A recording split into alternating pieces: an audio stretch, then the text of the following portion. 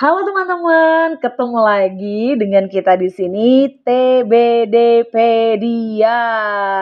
Gimana kabarnya teman-teman hari ini? Mudah-mudahan selalu sehat dan bahagia ya. Ketemu sama TBDpedia di sini, partner setia belajarmu. Emangnya ada yang lebih setia dari TBDpedia? Saking setianya sama kamu, kami selalu hadir ya nemenin belajar kamu di setiap hari Senin, Rabu, dan Jumat. Dan kali ini segmen Bahso Ting Ting Ting membahas soal ujian kompetensi untuk teknologi bandara sudah memasuki episode yang ke-13. Tepuk tangan untuk kita semua. Yeay! Nah, di segmen Bahso kali ini kita akan membahas area kompetensi pengelolaan pelayanan dan mutu produk darah dengan subkompetensinya yaitu mengelola mutu produk darah. Seperti biasa akan ada 3 soal tantangan bagi teman-teman semuanya para warrior ujian kompetensi ya. Di mana kami akan memberikan waktu setiap soal 1 menit seperti biasa dan kami tidak bosan-bosannya untuk mengingatkan teman-teman tidak men-skip part ini ya. Jadikan skip ini sebagai sebagai momen belajarnya teman-teman gitu ya, waktu belajarnya teman-teman. Dan jangan lupa kami juga menghimbau teman-teman untuk menuliskan jawabannya di kolom komentar. Kemudian apalagi? Seperti biasa kami juga mengucapkan selamat datang bagi teman-teman yang baru bergabung di segmen Bahso ini dan tentunya kami ingatkan teman-teman untuk terus menunggu kami ya dengan cara mengklik like gitu ya supaya bisa jadi tambahan semangat buat kami semua. Kemudian please tekan tombol subscribe-nya dan nyalakan lonceng notifikasinya supaya teman-teman tidak ketinggalan dengan konten-konten yang akan keluar di channel TBDpedia ini. Karena nantinya kita tidak hanya hadir dalam segmen Bahso aja ya teman-teman. Kemudian kalau teman-teman merasa bahwa segmen ini memberikan manfaat yang luas, tolong juga untuk men-share video-video pada channel ini gitu ya. Juga tinggalkan saran dan masukan teman-teman di kolom komentar. Terima kasih bagi teman-teman yang sudah mensupport kami selalu dan selalu. Oke teman-teman, silahkan menyiapkan diri teman-teman masing-masing. Kita akan mulai untuk mengerjakan 3 soal latihan hari ini. Silahkan teman-teman.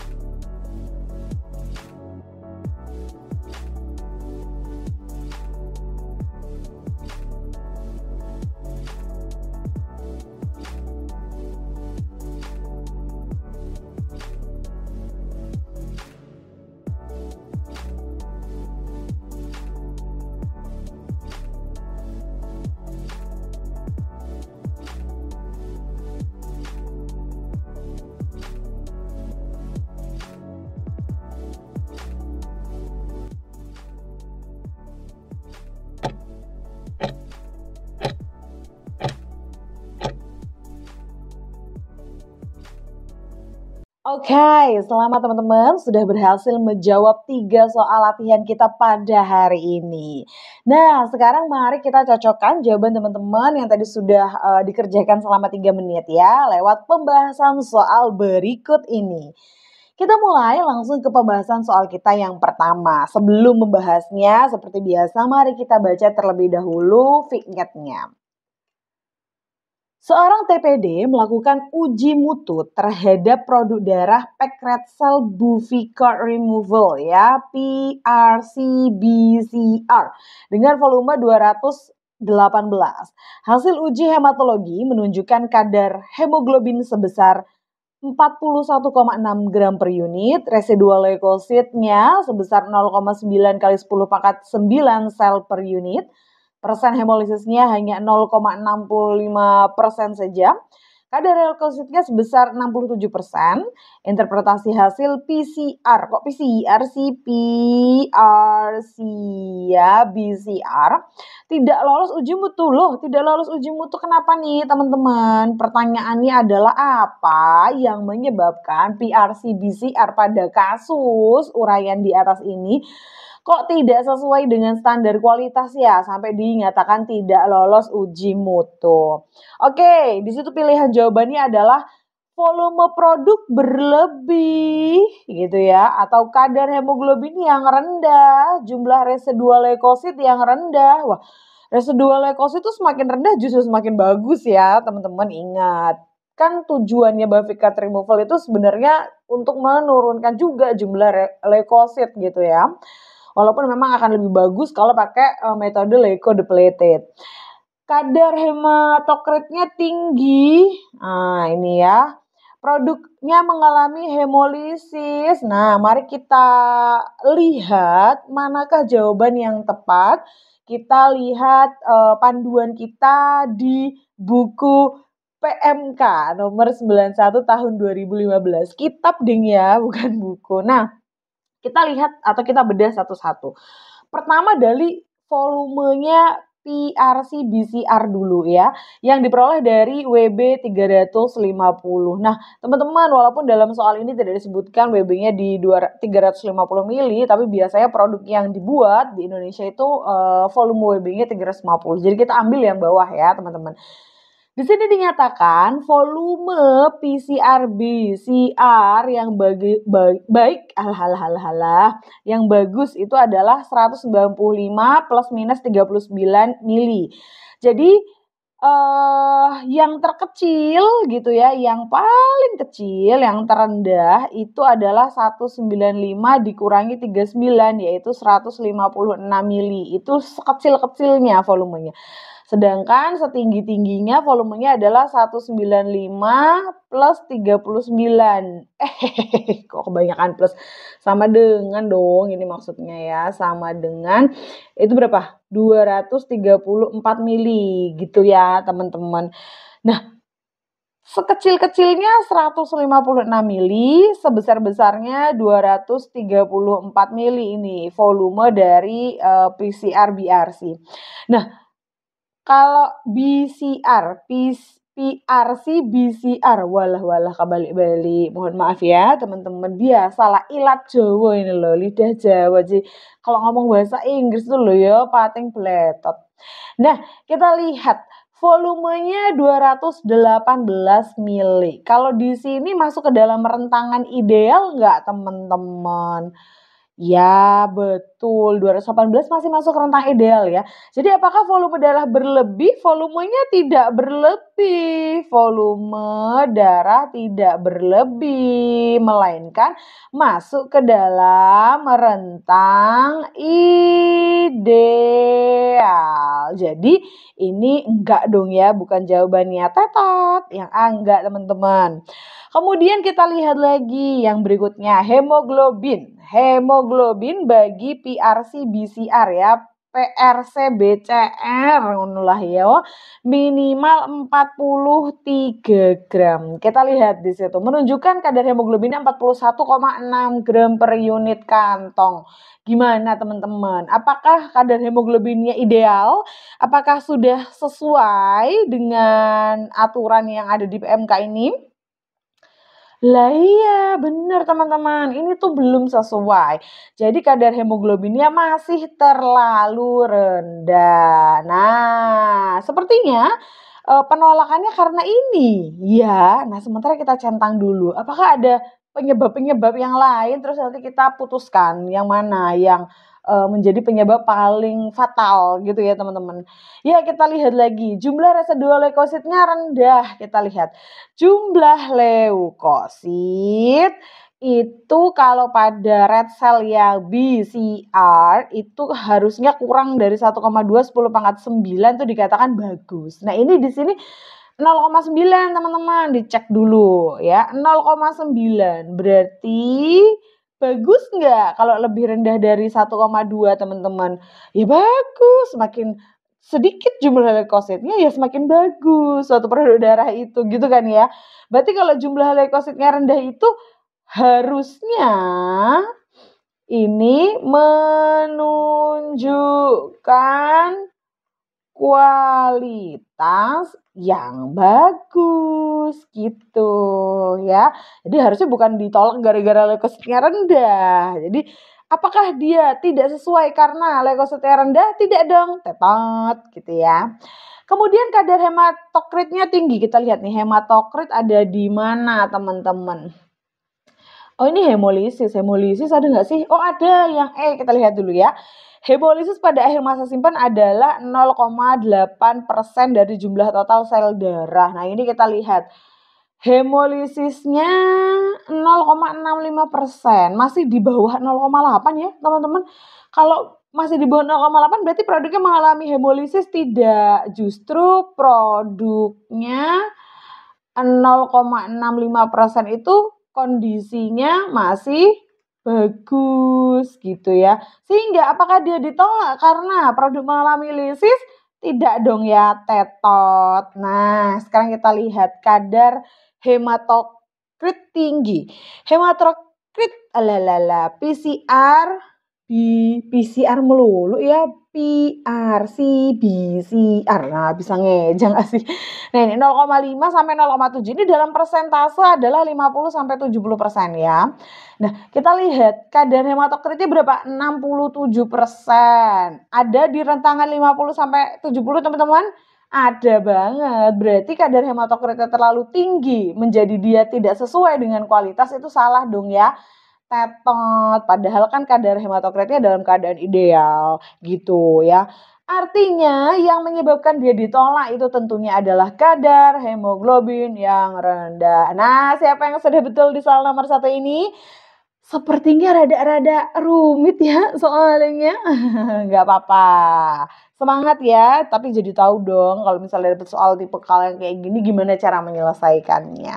Selamat bagi teman-teman yang sudah menjawab dengan betul. Yeay, dikasih tepuk tangan dulu. Prok prok prok prok prok. Selanjutnya kita berpindah ke pembahasan soal yang kedua. Mari kita baca terlebih dahulu vignette-nya. Seorang TPD sedang melalukan, mohon maaf, bisa tipu, kami hanya manusia biasa. Maaf ya teman-teman ya, kalau misalnya baca soal, kok tipe-tipe kayak gini sih, soalnya nggak ada QC-nya, apa TPD dia ini. Ya mohon maaf ya teman-teman, dilakukan di sela-sela waktu kesibukan sebagai artis ya. Ya kita baca dulu deh. Seorang TPD melakukan serangkaian uji mutu pada produk darah whole blood meliputi uji saring penyakit menular lewat transfusi darah.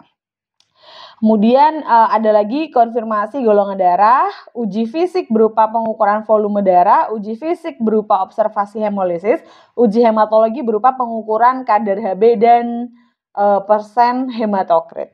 Manakah uji mutu yang persentase penerimaannya harus 100% pada kasus tersebut? Pilihannya adalah apakah uji fisik volume harus 100% semuanya perfect, hemolisis harus begitu, Hb harus begitu, hematokrit harus begitu, atau uji saring penyakit menular.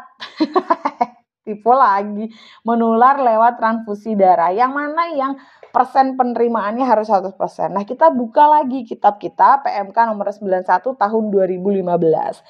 Di sini dinyatakan jelas bahwa parameter yang harus diperiksa dengan persen QC yang dapat diterima itu harus 100%. Itu ada berapa nih? 5 ya teman-teman. Di antaranya adalah konfirmasi golongan darah ABO resus. Ini dong ya konfirmasi golongan darah. Kemudian uji anti HIV 1 dan 2, anti HCV, HBsAg dan sifilis. Atau ini kita bilang aja ini uji saringnya gitu kan ya teman-teman.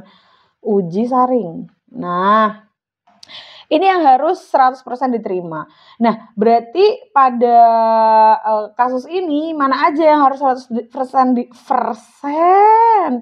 diterima? Uji saring dan konfirmasi golongan darah. Pilihan jawabannya adalah yang tepat yang mana teman-teman? Yang betul. Yang harus 100% adalah uji saring dan konfirmasi golongan darah. Lah, emang yang lain-lain nggak harus 100% ya, Min? Enggak. Kita lihat ini adalah aturannya. Persen QC yang dapat diterima untuk apa nih namanya volume itu adalah 75%. Sedangkan untuk hemoglobin 75% dan hemolisis itu 75%. Gitu ya, teman-teman. Nah, belum mengucapin selamat yang betul juga di soal nomor 2. Selanjutnya kita pindah ke soal nomor 3. Baca dulu vignetnya. Ada ayam berkokok. Ini sudah pagi. Nah, sudah pagi ini malam. Ini sore, ini siang malah. Ya kita berkokok lagi dia. Kedengeran nggak teman-teman? Nah, kita lihat nih ya, vignetnya. Seorang TPD sedang melakukan, nah ini kayaknya hobi tipe ya, melakukan serangkaian uji mutu pada produk darah trombosit konsentrat TC, meliputi uji saring penyakit menular lewat transfusi darah, uji fisik pengukuran volume darah, uji fisik observasi hemolisis, uji fisik swirling, uji hematologi pengukuran kadar trombosit dan residual leukosit. Manakah uji mutu khusus yang dilakukan pada produk darah tersebut? Mana yang khusus ya? Apakah uji fisik volume itu khusus untuk TC saja, hemolisis khusus untuk TC saja, swirling khusus untuk TC saja, pengukuran kadar trombosit khusus untuk TC saja, residual leukosit khusus untuk TC saja. Kita lihat. Di PMK itu yang khusus adalah swirling ya teman-teman ini ngek. Lah tapi kok yang D rancu ya, rancu ini soalnya. Waduh.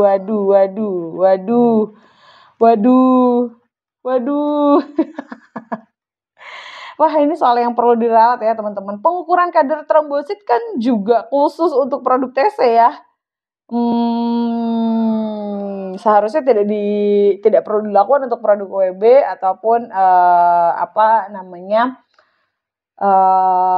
PRC gitu ya, PRC lah gitu. Oke, harusnya ini juga lah ya, si D juga.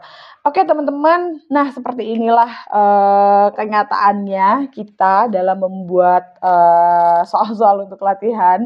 Kadang ada hilaf-hilafnya gitu ya teman-teman. Makanya kita butuh banget nih saran dan masukan teman-teman agar channel ini bisa terus berkembang ya. Mohon maaf. Oke, selanjutnya kok selanjutnya sih? Oke, ini adalah akhir ya perjumpaan kita pada episode ke-13 ini, teman-teman.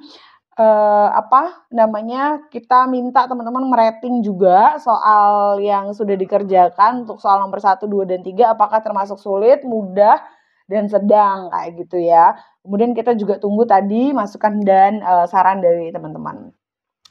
Oke, sepertinya ini adalah akhir dari perjumpaan kita di episode kali ini. Sampai jumpa lagi ya teman-teman. Kita akan ketemu lagi selalu di hari Senin, Rabu, dan Jumat. Tetap semangat terus dalam belajar ya teman-teman. Sukses untuk kita semua. Dadah!